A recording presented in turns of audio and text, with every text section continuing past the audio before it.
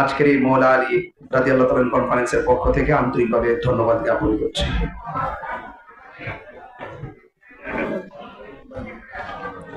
সম্মানিত শ্রোতা মণ্ডলী, এই পর্যায়ে আমাদের মাঝে গুরুত্বপূর্ণ তাকরীর নিয়ে আসছেন বিশিষ্ট আলোচক মুফতি মিসবাহুর রহমান রফিকি মুহতারামকে ওনার তাকরীর পেশ করার জন্য বিনীত অনুরোধ জানাচ্ছি।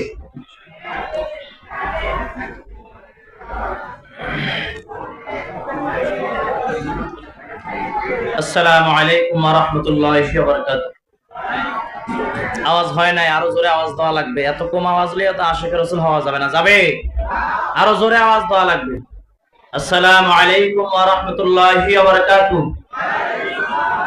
কেমন আছেন সবাই আপনারা?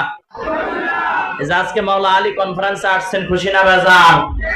জোরে বলেন, খুশি না বেজার? মাওলা আলী কনফারেন্সে আপনারা এসেছেন পীর মুফতি গিয়াসউদ্দিন তাহির হুজুরের আহ্বানে। তো এখানে সবাই খুশি হয়েছে, আবার কিছু কিছু চুলকানিও আছে না নাই?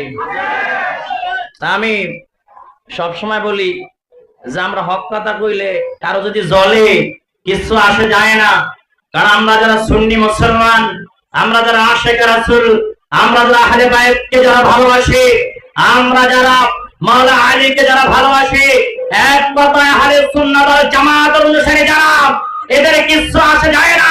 যারা সুন্নিয়াতের জন্য, ইসলামের জন্য, কোরআনের জন্য, আমার নবীর জন্য সর্বক্ষণিক জীবন দিতে প্রস্তুত আছে, ঠিক কিনা? যারা বলো ঠিক কিনা? দাওয়াত ইমানি বাংলাদেশের চেয়ারম্যান জলিল এখনো যদি সুন্নিয়াত রক্ষার্থের জন্য, ওই আল্লাহর মাজার রক্ষার জন্য যদি ডাক দেয়, জিহাদের জন্য যদি ডাক দেয়, কে কে কাপড়ের কাপড় মাথায় বেঁধে রাজপথে নামতে রাজি আছো? তো হাত তুলে লেগে দেখায় দাও।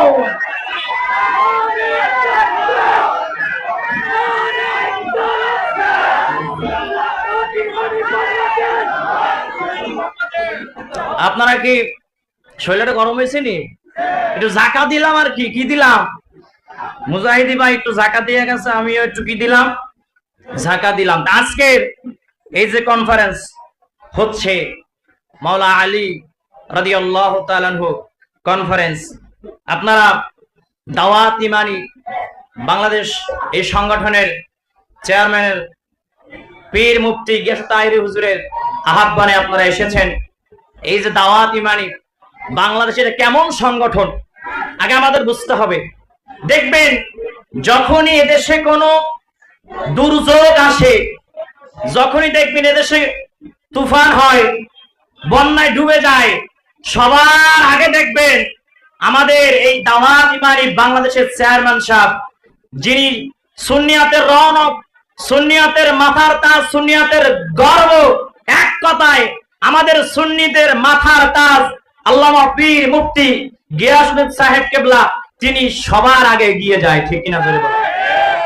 আহা, এই কয়দিন ধরে দেখি আর কি, এই 1-2 মাসে ফেসবুকে অনেকে পোস্ট দেয়, মানে সুলকানি আলাদা পোস্ট দেয়, তাহির হুজুরকে নিষিদ্ধ করে দিবে, দাওয়াত ইমানি বাংলাদেশ সংগঠন নিষিদ্ধ করে দিবে। এরা জানে না যে এদের মতো ইয়াজিদি মুসলমানদেরকে তাহিরিয়া সংগঠনের সৈনিকেরা গনেও না, ঠিক কিনা? এরা জানে না যে তাহির হুজুরের গাড়িতে একটু আঘাত করলে মনে করছে যে সুন্নি জনতা মানে ভয় পাবে। কি পাবে? আমরা কি ভয় পাইছি? আমরা কি ভয় পাইছি? ভয় পাইলে কি আর এনে এত বড় মাওলা আলী কনফারেন্সের আয়োজন করতে পারে নাকি? ঠিক কিনা জোরে বলেন। দেখবেন এই তাহিরিয়া সুন্নি যুব সংগঠন এমন, এই সংগঠনের যুবকরা, এই সংগঠনের সৈনিকরা এমন ইমান মজবুত, এমন ইমান মজবুত, যেখানেই মাজারে হামলা হয় সেখানেই সৈনিকরা ঝাঁপিয়ে পড়ে এবং দাওয়াত ইমানি বাংলাদেশের চেয়ারম্যান পীর মুফতি গিয়াসউদ্দিন তাহির প্রতিবাদ করে, ঠিক কিনা জোরে বলেন। শুধু তাই না, মানুষের বিপদ আপদ, সুন্নি আলেম কোন জায়গায় যদি নির্যাতিত হয়, কোন জায়গায় অত্যাচারিত হয়, কোন বিপদে পড়ে, কেউ খবর নেয় না। একজনই খবর নেয়, তিনি হলেন পীর মুফতি গিয়াসউদ্দিন তাহির হুজুর। এটা আমি সাক্ষী, কারণ আমরা যখন বিপদে পড়ি, কোন ইমোশনাল পোস্ট দেই, কেউ একটা মেসেজ বিরুদ্ধে জিগায়ও না, এখনো প্রমাণ সাক্ষী একজনই জিগায়, তিনি হলেন কে? আমাকে বানিয়ে বলছি, কথা বলছে না, বানিয়ে বলছি নাকি? আপনারা কি রাগ করতেছেন নাকি? তাহলে এখানে আজকে যারা এই মাওলা আলী রাদিয়াল্লাহু তাআলা আনহু কনফারেন্সে এসেছেন, এই মাওলা আলী কনফারেন্স থেকে আমাদের শপথ গ্রহণ করতে হবে।